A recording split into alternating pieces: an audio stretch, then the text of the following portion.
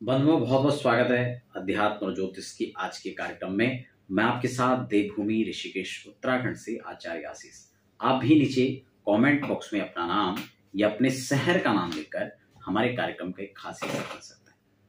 देखिए, आज मैं आपको जो जानकारी देने वाला हूँ वो एक सामुद्रिक ग्रंथ के हिसाब से आपको जानकारी दे रहा हूँ। ये काफी अहम, काफी महत्वपूर्ण और काफी इजी है, जिसको हम खुद भी समझ सकते हैं। आपने कई बार देखा होगा कि अंगूठों के ऊपर चंद्रमा का निशान होता है या उंगलियों के ऊपर चंद्रमा का निशान होता है। कई लोगों के पूरी उंगलियों पर होता है। आखिर इन निशानों का हमारे जीवन पर क्या महत्व है, क्या इनकी महिमा है और क्या ये संकेत करती है, हम इस पर चर्चा करेंगे। क्योंकि कई बार आपने नोट किया होगा कि ये चीज नोटिस में आई होगी कि कभी तो ये चीज बढ़ जाती है और कभी ये उभर कर आती है, लेकिन संपूर्ण रूप से नहीं विकसित हो पाती। कुछ लोगों के हाथ में आपने देखा होगा ये अच्छी तरह से विकसित होते हैं। तो इनके प्रभाव पर हम लोग चर्चा करेंगे, कहां कहां इसका, किन किन उंगलियों पर या अंगूठे पर ये निशान हो तो उसका क्या प्रभाव रहता है। देखिए, ये सामुद्रिक ग्रंथ जो है, सामुद्रिक शास्त्र जो है, उसमें हमारे अंग प्रत्यंग की जो एक बनावट होती है, संरचनाएं जो हैं, उसका अपने आप में कई फल, कई मायने, जो बड़े बुजुर्ग थे या अनुभवी व्यक्ति थे, वो इन सब को देखकर ही उसके व्यक्तित्व के बारे में बता दिया करते थे। ये कोई बहुत स्पेशल चीज नहीं है, इसको आप भी समझ सकते हैं। इसके लिए कोई आपके पास कोई बहुत बड़ी डिग्री होना, बहुत पढ़े लिखे होना, ये कोई आवश्यक नहीं है। ये प्राचीन समय से ही कुछ खास चिन्हों के द्वारा उसके व्यक्तित्व के बारे में जानने की एक कला थी, एक शास्त्र था, एक विद्या थी। और उसी के आज एक बिंदु पर हम लोग भी चर्चा कर रहे हैं। मैं निवेदन करूंगा, यदि आप पहली बार हमारे चैनल की मुलाकात को ले रहे हैं या फिर आपको हमारी वीडियो अच्छी लग रही है और आप चाहते हैं कि इन फ्यूचर भी हम तमाम अध्यात्म, ज्योतिष, रत्न, रुद्राक्ष, तमाम इस प्रकार की इंफॉर्मेशन को प्राप्त करते हैं, तो आप चैनल को सब्सक्राइब कर लीजिए और बेल आइकन को भी साथ में प्रेस कर लीजिए, ताकि समय समय पर आपको नोटिफिकेशन प्राप्त होते रहे हमारे वीडियोस की। अब हम बात करते हैं दोनों अंगूठे की। देखिए, आपने देखा होगा बहुत बार ये जो अंगूठा होता है, बहुत लोगों का बड़ा स्ट्रिक्ट होता है और कुछ लोगों की जो अंगूठा है उसका वो मूवमेंट जो है हल्का होता है और काफी लोगों का पूरा मूवमेंट होता है। इसी प्रकार से ये अंगूठे के साथ साथ हम चंद्रमा की भी बात करेंगे और इसकी बनावट की भी बात करेंगे। जिन लोगों के अंगुष्ठ में कोई लचकपन नहीं होता है, वो लोग बड़े स्ट्रिक्ट होते हैं। दया जिसको कहते हैं वो उनमें खासकर देखने को नहीं मिलता है। वो लोग भाव प्रधान नहीं होते हैं, वो मन से चलने वाले लोग होते हैं, यानी दिमाग से चलते हैं। लेकिन जिन व्यक्तियों के अंगूठे को मूवमेंट, जिनका इधर की ओर होता है, झुका हुआ होता है, जिनके अंगूठे झुकते हैं, वो लोग भाव वृत्ति के होते हैं। वो भावनाओं में बहकर भी कार्य करते हैं। बहुत सारे लोग उनके जीवन में उनको ऐसे भी मिलते हैं जब वो उनके आगे अपने दीनता को दिखाकर, अपनी मजबूरी को दिखाकर और उनसे कुछ लेना चाहते हैं। लेकिन वही जो स्ट्रिक्ट लोग होते हैं उनके साथ ऐसा नहीं होता है। इसी प्रकार से मस्तिष्क रेखा को भी इससे जोड़कर देखा जाता है। अगर यह मस्तिष्क रेखा बिल्कुल सीधी है, इसमें कोई झुकाव लगाव नहीं है, तो भी ऐसे लोग इस चीज में और स्ट्रिक्ट हो जाते हैं। बात हम जब चंद्र की कर रहे थे, अर्धचंद्र की कर रहे थे, तो ये अर्धचंद्र यूं तो भगवान शिव से जोड़कर अर्धचंद्र को देखा जाता है। वैसे तो चंद्रमा, जो कि ग्रहों के राजा सूर्य और चंद्रमा को कहा जाता है, और जहां से ज्योतिष प्रारंभ होती है, ये दुनिया में उन अंधकार और उजाले का जो एक प्रक्रम, एक श्रृंखला स्टार्ट होती है, वो कहीं ना कहीं सूर्य और चंद्र से होती है। इनको मानने और न मानने का विषय नहीं है, क्योंकि ये तो प्रत्यक्ष है ही। अगर हम मान भी लें कि गंगा प्रभावित नहीं हो रही है या उल्टी दिशा में हो रही है, तो क्या हमारे कहने से ऐसा हो सकता है? कभी नहीं। ये स्वयं है, प्रत्यक्ष है, सबको दिख रहा है। इसीलिए चंद्रमा की अस्तित्व को भी कोई भी धर्म, वर्ण, आश्रम इसको नकार नहीं सकता है। लेकिन वहीं उस चंद्र की बात नहीं, आज हम अर्धचंद्र की बात कर रहे हैं। और वो अर्धचंद्र की जो आपके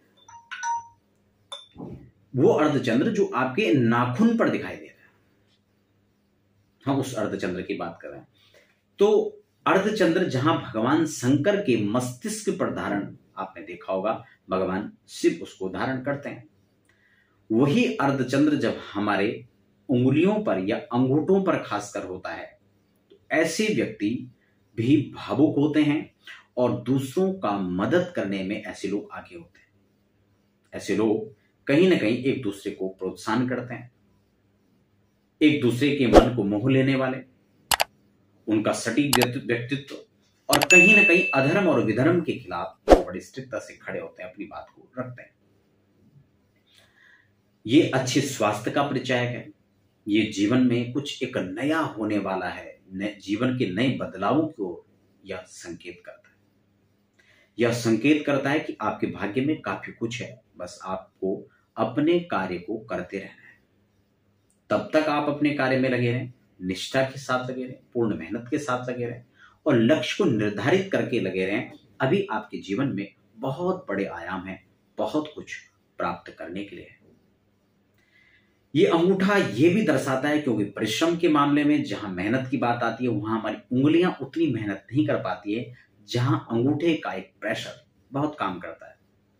इसलिए ये अंगुष्ठ प्रदेश के बाद अगर देखा जाए तो हस्तरेखा का ये वाला क्षेत्र जिसको हम माउंट ऑफ वीनस कहते हैं, यानी शुक्र का पर्वत है। और शुक्र का हमारे जीवन में भोग विलासता, लग्जरी जीवन का, हमारे जीवन में सुंदरता, हमारे जीवन में आकर्षणता, हमारे जीवन में व्यापार, हमारे जीवन में नई संवेदनाएं, नई प्रकार की ऊंचाइयां और नए कुछ पाने की हमेशा ललक, हमारे जीवन में वैभव प्रतिष्ठा, ये सब भी यह पर्वत लेकर आता है। इसीलिए यहां से जुड़े हुए जो चक्रों, मैं आगे चक्रों को लेकर बात करूंगा, उंगलियों पर जो चक्र होते हैं, निशान होते हैं, शंख बहुत सारे लोगों के उसमें होते हैं, सीप का निशान होता है, उसको लेकर अगले वीडियो में आपके साथ चर्चा करूंगा। आज वीडियो ज्यादा विस्तार ना हो, बड़ी ना हो, इसलिए मैं सिर्फ और सिर्फ आपके इसी चंद्रों पर फोकस करूंगा।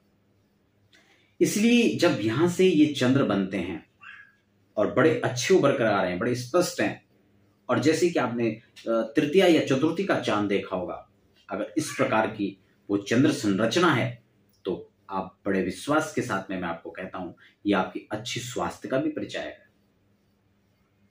ये आपको आत्मसाहसी, स्वाभिमानी आपको बनाकर चलता है और कहीं ना कहीं अपार संभावनाएं आपके जीवन में ये संकेत देता है। उसके बाद बात आती है हमारे इस उंगली पर। इसका अलग अलग उंगलियों पर अलग अलग मैं विस्तार से एक और अगली वीडियोस में भी आपके साथ चर्चा करूंगा, जब मैं आपको एक एक चीज को बहुत डीपली यहां पर जानकारी दूंगा। उसके बाद जब इस पर्वत पर यानी इस उंगली पर ये निशान बन करके आता है तो ये आपके कहीं ना कहीं अहम को भी दर्शाता है। ऐसे व्यक्ति अपने कार्य के द्वारा अपने जो वो प्राप्त करते अपने जीवन में, उसके बाद उनको कहीं ना कहीं अहम का भी उसके जीवन में झलकता है। और भला क्यों नहीं, ऐसे लोग शून्य से लेकर शिखर तक की यात्रा अपने बलबूते करते हैं, तो इसलिए कहीं ना कहीं वहां वो झलक आना भी बड़ा स्वाभाविक और सहज हो जाता है। मध्यमा यानी इसको शनि की उंगली कहा जाता है, माउंट ऑफ सैटर्न यहाँ पर जो है इस पर्वत को कहा जाता है। इस प्रकार के जो लोग होते हैं वो कहीं ना कहीं मशीनी, तकनीकी या फिर इस प्रकार की चीजों से जुड़े हुए वो लोग हो सकते हैं। उनमें उनकी रुचि और उनमें उनका भाग्य उनको साथ देने के लिए कहीं ना कहीं इंगित करता है। वहीं सूर्य की उंगली पर, इस नाखून पर इस प्रकार का जो चिन्ह है, चंद्रमा का चिन्ह है, और वो संपूर्ण रूप से उभर कर आता है, बिखर कर आता है। और या आप उसको बच्चों के हाथ में देख रहे हैं तो आप निश्चित रूप से ध्यान दें, ऐसे बच्चों को अच्छी शिक्षा दीक्षा के साथ आप आगे बढ़ाएं, क्योंकि ये सरकार के बड़े महकमे में काम कर सकते हैं, बड़े प्रशासनिक अच्छे अधिकारी के रूप में ये काम कर सकते हैं, बड़े प्रतिष्ठित प्रतिष्ठान के मालिक हो सकते हैं। वहीं अगर ये सबसे छोटी उंगली पर उभर कर आता है, ऐसे लोग बोलचाल की भाषा में देखा जाए तो अपनी उनकी वाणी में बड़ी मिठास होती है, अपनी वाणी से ही सबको मोह लेते हैं। वाणिज्य और व्यापार और गणित की दुनिया में वो अपना डंका बजा सकते हैं, अपना लोहा मनवा सकते हैं। इसलिए उन लोगों को उस क्षेत्र में, पत्रकारिता के क्षेत्र में आगे बढ़ना चाहिए। तो आशा करता हूं कहीं ना कहीं मैंने आपको इस छोटी सी वीडियो के माध्यम से अलग अलग माउंट, अलग अलग उंगलियों के ऊपर, अलग अलग फिंगर्स के ऊपर जो ये निशान बन रहे हैं उसके बारे में कुछ जानकारी मैंने आपको दी। फिर भी सविस्तार में आगे भी एक और वीडियोस में आपके साथ चर्चा करूंगा, जहां बहुत डीपली में इनकी एक एक चीजों को भी आपको समझाने का प्रयास करूंगा। साथ में सामुद्रिक ग्रंथ के अंदर और भी उंगलियों की बनावट, हाथों की बनावट, उनके ऊपर कुछ ऐसी रेखाएं खासकर जिनका आपके जीवन से, आपके मस्तिष्क से, आपके भौतिक विकास से, आपके जीवन के अनेक जो मार्ग हैं उन सबको भी प्रस्तुत करने का काम करते हैं।